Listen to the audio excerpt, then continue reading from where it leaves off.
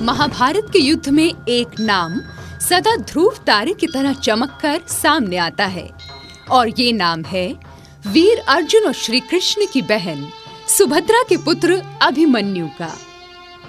16 वर्ष की छोटी आयु में ही अभिमन्यु ने अपने देश, धर्म और कुल की मर्यादा के लिए जिस प्रकार अधर्म से टक्कर ली, वो निश्चित तौर पर वंदनीय है। क्या बात है सुभद्रे, आज बहुत बेचैन लग रही हो। इस स्थिति में कभी कभी ऐसा हो जाता है। अपने होने वाले बालक की प्रतीक्षा कभी मीठी भी होती है और कभी कष्टमय भी। प्रतीक्षा की ये घड़ियां शीघ्र ही समाप्त हो जाएंगी। प्रतीक्षा की इन घड़ियों में भी मुझे आपका पूरा साथ नहीं मिल पाता। आप तो अक्सर राजकाज में व्यस्त रहते हैं।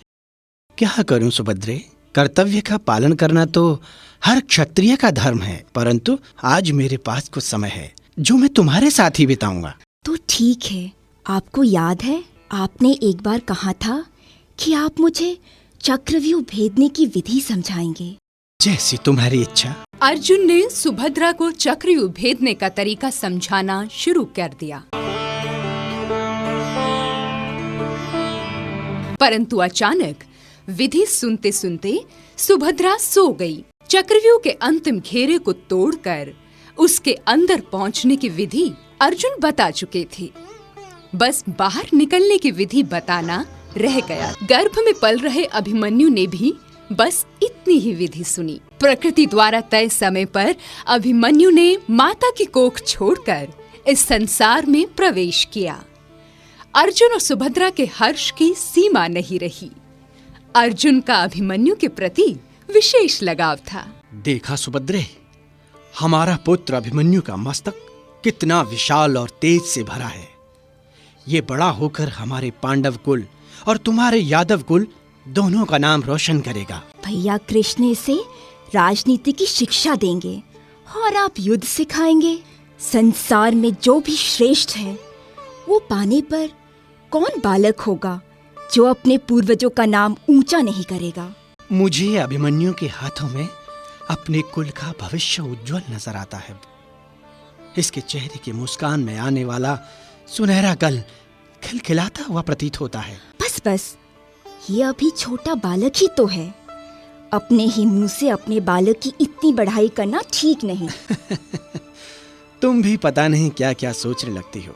तुम देखना, इसकी प्रसिद्धि चारों ओर फैलेगी। इसका नाम सभी गर्व और सम्मान से लेंगे।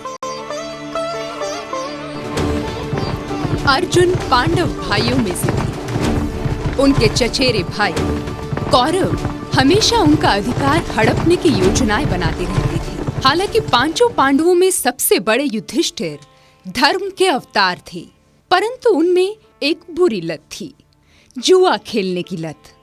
और इसी का फायदा उठाते हुए कौरवों में सबसे दुष्ट दुर्योधन के मामा शकुनी ने उन्हें जुए पर आमंत्रित किया।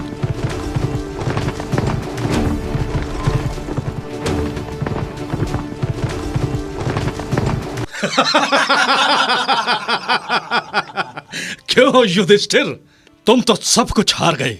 अपना राजपाट, अपने भाई और यहाँ तक कि अपनी पत्नी भी। अब तुम अपना राजपाट हमारे हवाले करो और 13 वर्ष के वनवास के लिए कूच करो, जिसमें से अंतिम 1 वर्ष अज्ञातवास में बिताना है।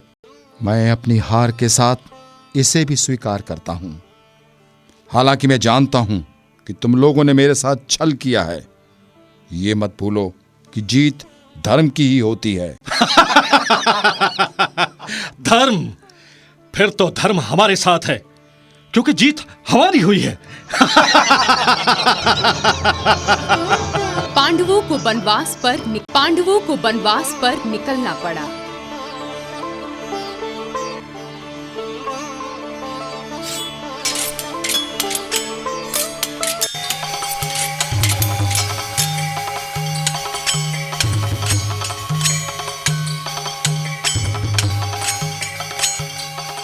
मैं कौरवों से युद्ध करूंगा मामा श्री।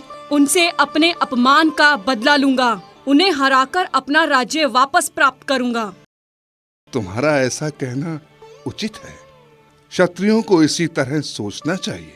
तुम्हारी बातें सुनकर मुझे गर्व हो रहा है। पांडवों के वनवास के 13 वर्ष पूरे होने जा रही थी। तभी कौरवों ने राजा विराट के राज्य पर आक्रमण कर दिया, परंतु पांडवों की सहायता से विराट ये युद्ध जीत गए।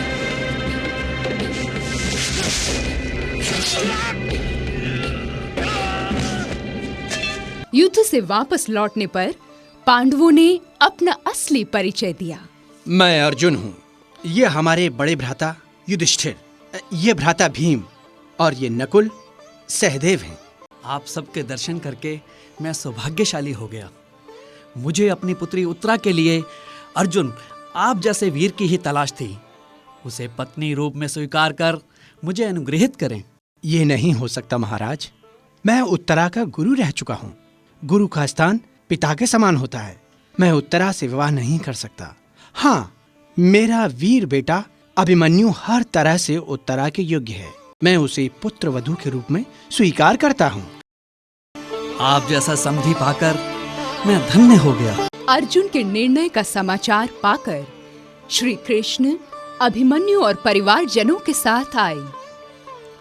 अभिमन्यु और उत्तरा का विवाह धूमधाम से संपन्न हुआ। पांडवों का 13 वर्ष का वनवास पूरा हो गया था। वो सभी हस्तिनापुर लौट आए और राजकाज संभाल लिया। हस्तिनापुर के अच्छे दिनों की शुरुआत हो गई। चारों ओर खुशियां ही खुशियां बरसने लगी। युधिष्ठिर ने अपने सभी भाइयों को बुलाकर विचार विमर्श किया। वो चाहते थे कि उनका खोया हुआ राज्य उन्हें वापस मिल जाए। हमने अपना वनवास भी भोग लिया, अनेक कष्ट सहे, फिर भी नीति का मार्ग नहीं छोड़ा। धर्म विरुद्ध कार्य न करना ही हमारी सबसे बड़ी शक्ति है। इस मार्ग पर चलने और हमें भी चलने के लिए प्रेरित करने के लिए हम आपके आभारी हैं भ्राताश्री। अब मैं चाहता हूँ कि हमें हमारा राज्य वापस मिल जाए। हमें हमारा उचित अधिकार मिलना ही चाहिए, परंतु ये बिना रक्तपात के होना चाहिए। बड़े भैया ठीक कहते हैं अर्जुन। धृतराष्ट्र पुत्र दुर्योधन ने जिस तरह सकुल पुत्र शकुनी के साथ मिलकर जिस तरह कपट से युधिष्ठिर को जुए में पराजित किया और तुम्हारा राज्य हड़प लिया, वो किसी से छुपा नहीं है। पांडव समर्थ होते हुए भी धर्म विरुद्ध मार्ग पर नहीं चले, ये प्रशंसा की बात है। अब कोई ऐसा उपाय किया जाए जो धर्म के अनुकूल हो और आप लोगों को खोया हुआ राज्य भी मिल जाए। मेरे मन में एक उपाय आया है प्रभु। क्यों ना आप दूत बनकर दुर्योधन के पास जाएं और हमारी बात उसके सामने रखें। मैं अवश्य आपका संदेश लेकर जाऊंगा।